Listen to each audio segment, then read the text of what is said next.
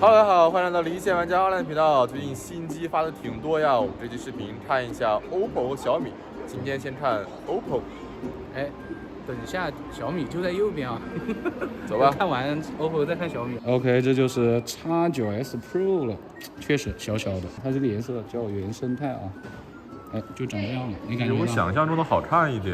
然後呢，這個屏幕就非常窄啊，這個邊框其實就跟1+15T 也差不多的，價格比1+15T 要貴一點，貴蠻多。看一下拍照吧，2.8倍，好看一下，2.8倍試一下長焦微距吧，這麼遠吧，大概25厘米，25厘米左右吧。其實有沒有可能就是真我 GT8 Pro 啊？有没有可能就是那一顆？非常有可能，感覺好像有可能啊。一個主打拍照的跟1+15T，一個是性能，一個是拍照嘛，錯位競爭嘛。对。這個拍照效果就不多說了吧，到時候我們做視頻再說吧。我覺得整體就還是那個 OPPO 系的風格了。據說還是第2代的那個單匣鏡頭啊。但是現在拍你的臉的顏色就不對啊。你有什麼海長焦嗎？我現在2.8倍長焦啊。那不意外了。顯得你特別白啊。那不意外了。這個叫純風清啊。這顏色說實話有點醜。我個人不是很喜歡，我覺得它飽和度有點太高了。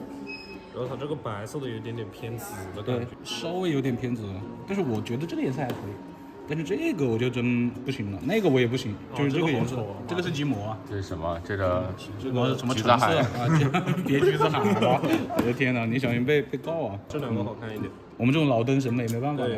這個顏色有點 hold 不住啊。正面還是不錯的，跟1+15T 沒有什麼大區別。真的不懂為什麼要做2層。側面看這個鏡頭還是不太突出的。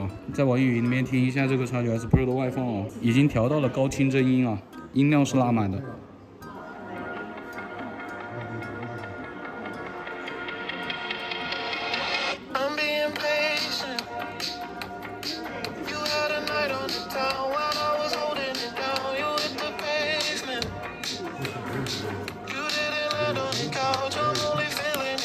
我覺得沒有很大必要聽下去啊，朋友們。第一是聲音不是很大，其次就是感覺它那個低頻幾乎沒有。我只能說跟某9一樣啊，就是外放音質算比較一般的了。接下來就是所謂的年度機皇啊，口袋哈蘇、X9 Ultra， 墊底板的是這個大地台原。其實幾乎沒什麼綠色，後面就是素皮嘛，對吧？這裡還有其他2個顏色啊。其實這個白色它這個筋膜啊，就顯得那個紋路不是特別的明顯，看着還挺乾淨的。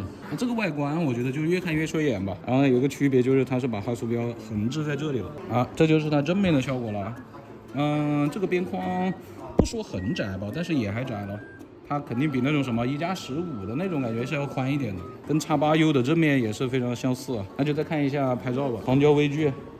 這個位置吧，15厘米，70毫米的等效焦距吧，应該是。它是調用的長焦長焦攝像頭，然後它是默認2600萬像素的輸出的，看到嗎？2600萬像素，70毫米這一顆。再看一下這個6倍的裁切，6倍的裁切其實也還挺可用的嘞。最後就重頭戲了，天眼長焦，我們對一個遠的地方，有一說一，還挺穩的。取影框看着還不錯，它這個60倍看一下那個標牌，哇 AI 超清潜望已開啟。好，我們它處理前其實這個也還可以了，處理後來看一下，這個是60倍，當然還是有差啊，但是已經很不錯了。我剛剛用我的X200 Pro 這一台拍了一張10倍的，是可以看到放大了之後，這個10倍原生的確實要清楚很多的，也強很多呀，強蠻多的，確實要強蠻多的。底下這個你看。它這個10倍放大之後已經看不到了嘛，然後再給大家看一下這個原生10倍，明顯清楚一些，看到了嗎？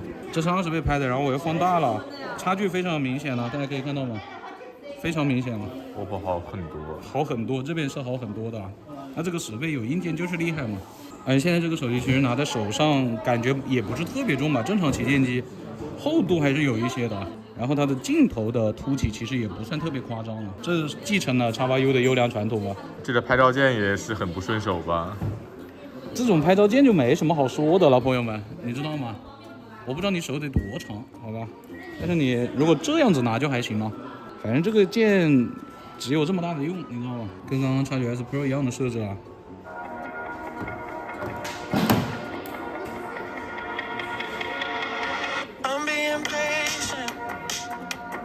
声音要大一點，观众感音质好像没有很大区別。明显比刚刚X9S Pro 是大一点的，没什么必要再听下去了。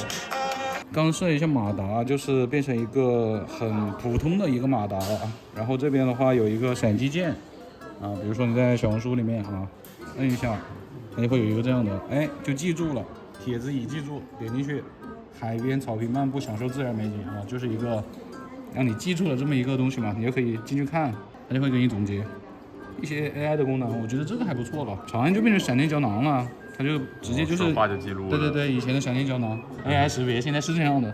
剛剛演示了一下這個所謂的按鍵啊，可以直接什麼小步記住。我發現了個問題，3隻指頭。也是可以的，也行。爸爸 boy。其實我個人對這個樹皮沒有很大的意見啊，因為我不怎麼打遊戲。我感覺就是，如果我用的話，因為我手還出汗嘛，然後感覺這個硫酸手過半年，那就要腐蝕差不多了。然後呢，我就說什麼呢？我說一覺醒來就這樣了。就是被你這種人搞亂的這個市場真的有些。所以我要買應該會買橙色或者白色。其實我覺得這個橙色還挺跳脫的呀，就是今年不買是狗。我沒說呀，就是比較傾向。你的X9已經賣了。比較傾向。哦，對，我的X9已經賣掉了。又賣了。這個人X9買了9天之後賣掉的。沒有，買了10多天吧，就是用了一下，發現影像確實還是。對，這個影像好啊。對，這個影像好。不買是狗，價格太貴了。不買是狗，24.7免息，跟白送的一樣。現在是這個小平板 Overpad Mini， 但是很奇怪，就是我昨天晚上發布會已經開完了，但是現在還是不能體驗。然後剛問了一下店員，就說暫時還是不能體驗，也不知道為什麼。很邪門啊！機身材質有一說一，並不知道是不是金屬還是什麼。然後剛問了一下店員啊，他們也說不知道。我們自己查了，然後發現是金屬的。然後他剛才過來跟我們說，一體鋁合金金屬，然後拿着確實挺輕的，而且非常薄，可以看到嗎？非常的薄啊，拿着手感還是可以吧，我手比較小，也是可以這樣握着的，沒問題。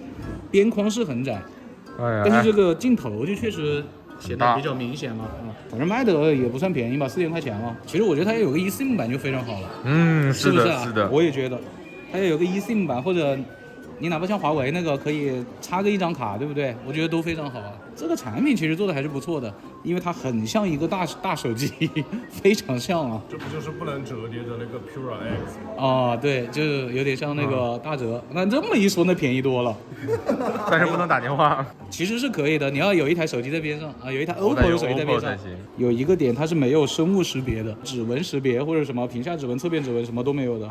這麼細一條，你別告訴我有指紋識別啊，就只有這個2D 的人臉識別了。好的，朋友們，這就是應該是還沒有解禁的1+Ace6至尊版啊。OK，這個 Deco 跟之前的6跟 6T 有什麼很明顯的區別嗎？沒有區別啊，加了個 Ace。橢圓變這種帶方的圓嘛。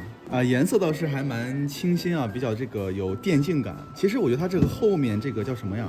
所以這種小黑子啊，尾燈帶啊，它其實不發光的，但是在光線下面是會有這種流線的感覺，還有點小帥，好吧？還行吧。對，然後它這個配置呢，天玑9500，朋友們，跟上一代的這個1+Ace5的至尊版是一樣的。我們等下要看一台天玑9500的機器啊。OK，紅米 Max 啊，那個應該更大一點，有呼呼的小風扇啊。電池呢是8600毫安時啊，運行內存12G，OK 了，不知道會不會有16G啊？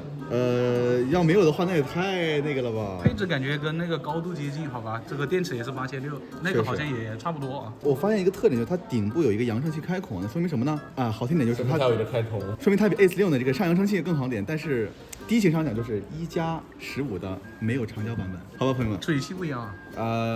你能用出區別嗎？我用。反正總給你搞出點區別，好吧？對，好的。我們又流竄到小米的店裡面來看一下 K90 Max 啊。其實它不是至尊版啊，就是這個是盧總說的啊，好像說後面還有至尊版。它不是至尊改名嗎？它不是至尊改名吧？他是說這個的定位好像比至尊版還高一點，這是他自己講的，不是我講的啊。我看他微博啊。然後這個是正面啊，跟 K90 Pro Max 感覺沒有什麼很大的區別。然後側面是這樣子的，一體，這一體金屬嗎？不是一體金屬啊，這就是後面了。我覺得這個顏色確實還可以吧。整體就是比較有科幻感的那種，感覺杯蓋還可以啊。這個後面是玻璃材質嗎？玻璃能夠做到這個材質，我覺得還是不錯的。啊，鏡頭就2顆了，我們就不看拍照了，沒什麼意義。主要是看那個風扇嘛，剛剛他把這個風扇已經打開了，有一說一，我現在能夠感覺到這裡有風出來，因為它底下這裡不是散熱孔嗎？現在是最強檔位是吧？能感覺到吧？有，但是用了某11什麼 Pro 加那個的風扇，感覺就是別的都差一點點。但是它這個聲音也不是很大，我剛剛聽了一下啊，確實還可以了，已經感覺這一塊涼涼的。哦，有一點點發涼了，已經開始涼了這一塊。確實感覺這個風扇你調到比較高檔的時候還是不錯的。現在這個風扇等於是最高的一個強度啊，聲音也不是特別大，你要貼着耳朵才能聽到一些哦。可能也是因為我們現在環境比較吵吧。現在 K90 Max 我們也調到就是跟剛剛 OPPO 是一樣的了，最大音量了。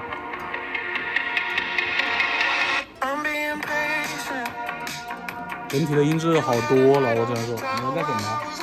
不好听了。摇多了。你嗑药了吧？确實比那邊好多了吧？哎，也没辦法，因為它影像只有這麼高嘛，那才有更大的地方去弄這個揚聲器什麼的嘛。這邊還有一個 K90 Pro Max 啊，要不要對比聽一下？你聽一下吧。來吧，同一首歌啊，朋友們。